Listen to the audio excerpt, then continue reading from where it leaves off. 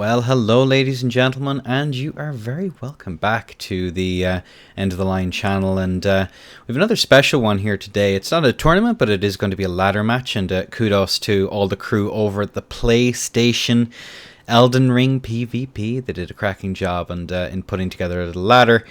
And of course, we're going to be playing. There'll be a link down below to do it. My opponent is going to be Arc Dominus, who is a YouTube and Twitch. That'll be in the description down below. And I really hope you enjoy it. It's a really close fight and one of those nail biters. And I really do hope that you all enjoy as we clip into the wall as we do. He's going to be using Dragon Halberd and Frozen Needle, as is his habit. Frozen Needle enjoyer, if you will. And just look how stunning Stormvale actually is. What a pretty spot. And obviously, PlayStation doesn't have quite the funny things you can do with it as PC does, but it's not to be sneezed at. And ladies and gentlemen, I hope you all do enjoy, as we're going to crack on with the vid. Boom! Hit him with that there, and it should work. And oh, I don't believe it. It is, in fact, working. But yeah, so spawning in here, I kind of know what I'm going up against. Again, as I had said in the last video, I felt pretty confident going into Dominus's Halberd, but it had been about a couple of weeks. And as you see here, as the emotes come out and we spam out and going for that physic. Again, pretty much the same physic upline. Dragon Halberd has the weapon art, which is really nice. He manages to hit me there from Keylon again. Just takes me a little bit to try and get used to the latency. Goes for that R2, a man of my own heart, trying to make the entire moveset work. Doesn't work out quite so well. I could have strafed that standing R1, but I erred on the side of caution. We actually eat the wrong bolus here, which we almost pay for. And as you can see here, I do manage to get a little bit of extra damage. Flame Strike coming out here. You're going to notice that I mentioned in the last video, funny enough, that I wanted to use Flame Strikes an awful lot more. And Flame Strikes can be really useful. And of course, the signature Dominus Crossbolt hits me. Dominus is another... He uses unusual setups.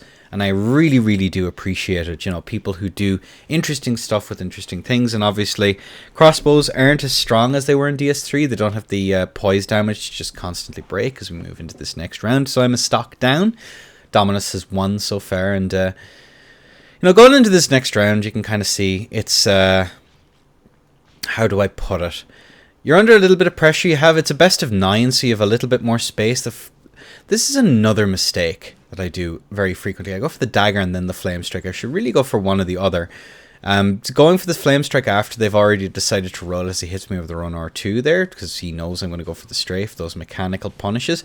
I do manage to proc his tier here. I tried to go for the anti-tier with the with the crouch R1, but it didn't quite go through, as Dominus here is very, very low and I'm getting greedy. And what I should be doing in these situations is just kind of vibing, chilling, but instead I go in, put myself in danger of getting even lower, especially against that the Frozen Needle in this case, and I end up hitting him with the dagger. And that's risky, because again, he can hit me and I'm kind of forced to roll out at that point, in which case then he can catch me in kind of a little bit of a mix. Go for the run R1, go for another standing R1 to try and force a backswing.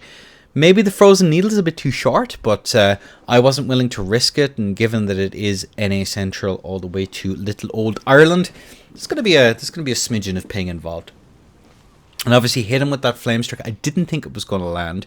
Go for the R2, and you see there the off-stock coming in clutch here, and obviously the first one will not break, but the second one will. We are rocking 109 poise. I think we're rocking something like 112 or something like that. This is again a strength build. I think I've optimized it slightly better from the tournament. It's quite literally base stats and then everything else into strength. Endurance to be able to get what I need. And then of course the vitality, which is of course very, very important. And goes for the run R2 there, expecting a strafe. And I kind of sonder on in. This is risky because it's counting on him respecting my options, which hopefully at this stage he does. Chain some run R1s there. He tries to follow up with his own. He expects another strafe there, and this is kind of down to the conditioning. I know that he's expecting the strafes, so I'm going to have to be very selective when I go for them. I do manage to eat pretty much the entire weapon art there, as he's quite low. Now, he is low enough that I think an R2 might be able to catch him. Do manage to proc the tier, and then we trade on that. That was very risky on my part. Going for something that has a lot of recovery. It's slightly slower as well, so he does have an opportunity to trade. I should have played off the dagger. That is a huge mistake on my part. That's just the nature of the beast. And looking at this here, you know, we're setting on we're 2-1 in favor of Dominus here. So I'm starting to I'm gonna have to wake up just a little bit. Obviously, physics, he goes for his buffs. I try pressuring immediately. I eat a little bit. I managed to go for the flame strike there. It does clip him. Still don't have the timings 100% down. And again, that other mistake, going for the dagger and then the L2. Really should go for one or the other. And I'll be like a broken record. I've sorted out the jumps from my last from the last video. Jumps were, of course, absolutely appalling. They don't really skip, and especially against something like a TS where he has such low recovery, as we see the procs come in here. Status pressure is another thing on my list of things to figure out how to deal with. I go for a jump there just to try and pressure off of the gravity stones, which are, of course, rather annoying, and he's down to last hit, and I get greedy, and I pay for it. It is a sprint, not a marathon, ladies and gentlemen, and I should very much have recognized that. It's not ideal, being that last hit, and that it was so close to victory and then got hit. But that's on me. That's for me, like, again, bashing my forehead against the L1 button, hoping that the other person drops before I do. Unfortunately, I dropped. That is it. We see this little stutter step here. I'm trying to bait out attacks, because on the defensive, I feel that I have much better options. I can interrupt a lot better. I'm just going to kind of stutter here just outside a distance. I'd go for the backstab there. I think I tried to go for a roll catch. We do manage to get the flame strike. We get the second, and then we go for the follow-up. I'm not sure if he still has a tier. I don't believe so. And then the spam as he tries to spam back at me, but mine is just a little bit quicker. Both of us really had the same idea. The difference is that the dagger is much quicker. And we can talk a little bit about, you know, the differences between Hal-Stoc and Hal-Dagger. You can play much more aggressively with Hal-Dagger, given that it has such low recovery. There's some little commitment to every action. You can kind of just like jab away with it, throw it in between attacks. Whereas with Hal-Stoc, you're playing a much more spacing-centric game. You're looking for those punishes with the stock, and then you have a follow-up.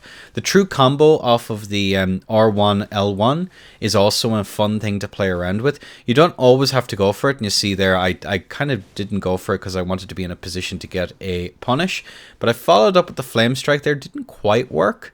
He had to be aware of it, as I am going to be frost-procced. Hate to see it. It's getting chilly out here. It is nearly winter after all. As we force a little bit of aggression. I don't know where that backstab grab came from.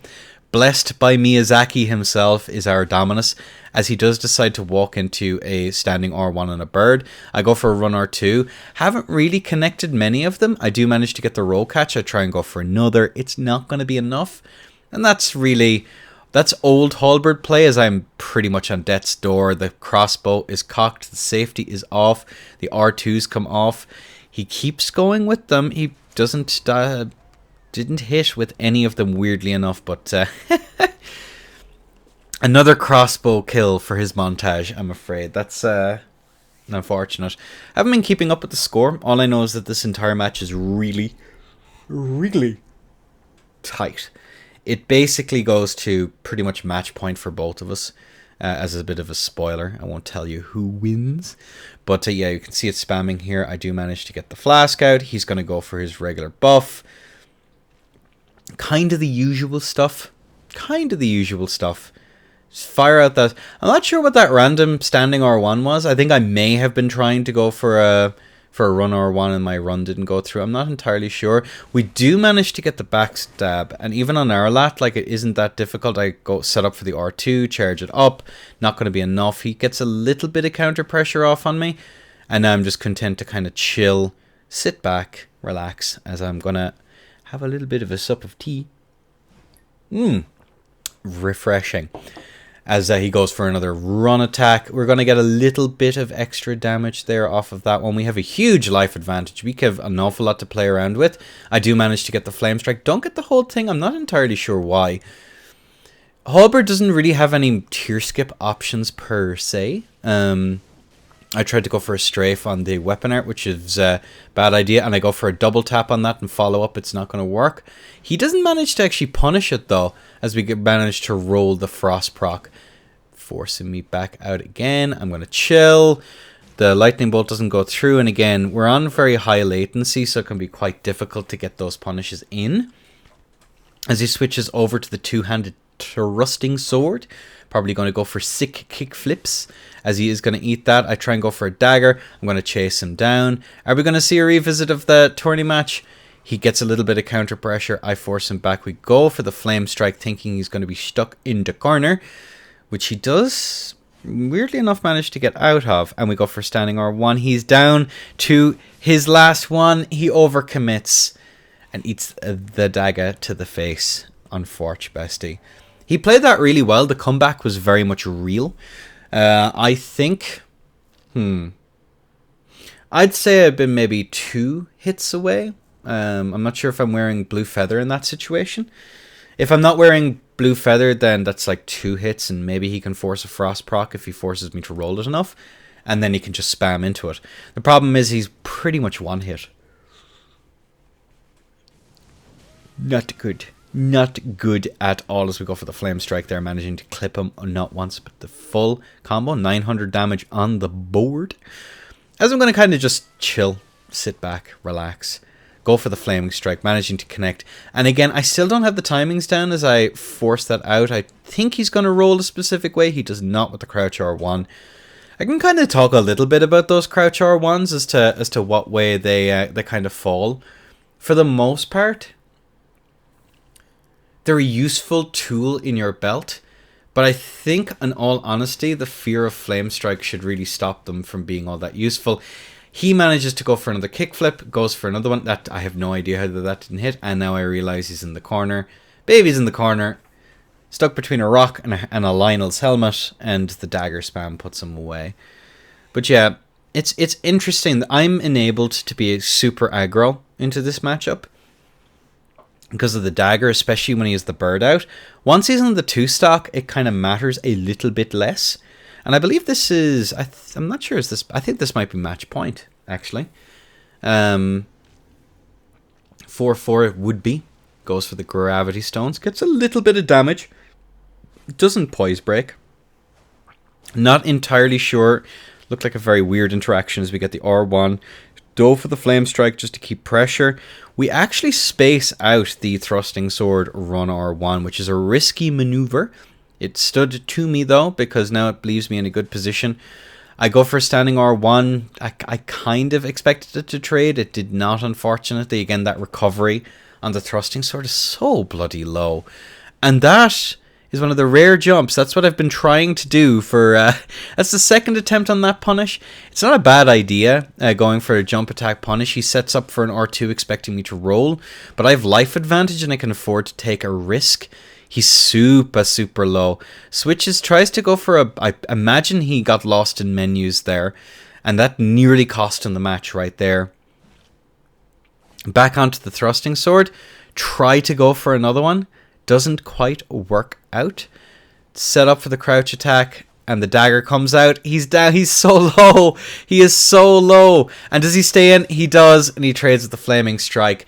Risky. I could have gone for an L1, but I wanted to make sure that if he did roll late, that there was a good opportunity for it to hit.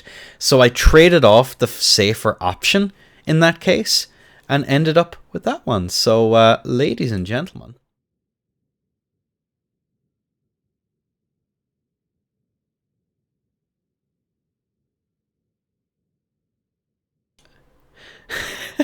it turns out I didn't have that set up. Okay, ladies and gentlemen, we'll cut that out. We'll cut that out in post. We're not going to cut it out in post. It's too embarrassing.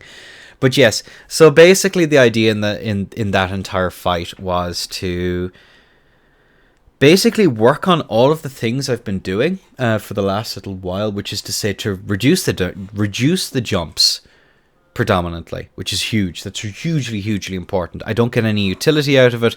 It looks cool.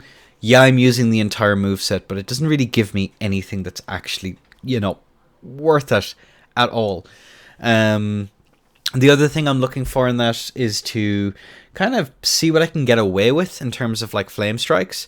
Obviously, he can just mash against me, and if he chooses to do so, I'm in trouble because I'm not going to get the flame strike out, or he's only going to get hit by the early part and he can still roll out. So there's some interesting stuff in there. I hope you enjoyed it. I certainly enjoyed playing it. Dominus is an absolute treat, and again, if you're not following Dominus, please do so. Absolute legend again. And if you're not subscribed, I hate doing this, but apparently it works. You fools, you absolute buffoons. If you aren't following, or I guess on YouTube it's subscribing, liking, doing all of these things that apparently help me, it would be phenomenal. But ladies and gents, that's all from me. Take care. Have a good one. Mwah!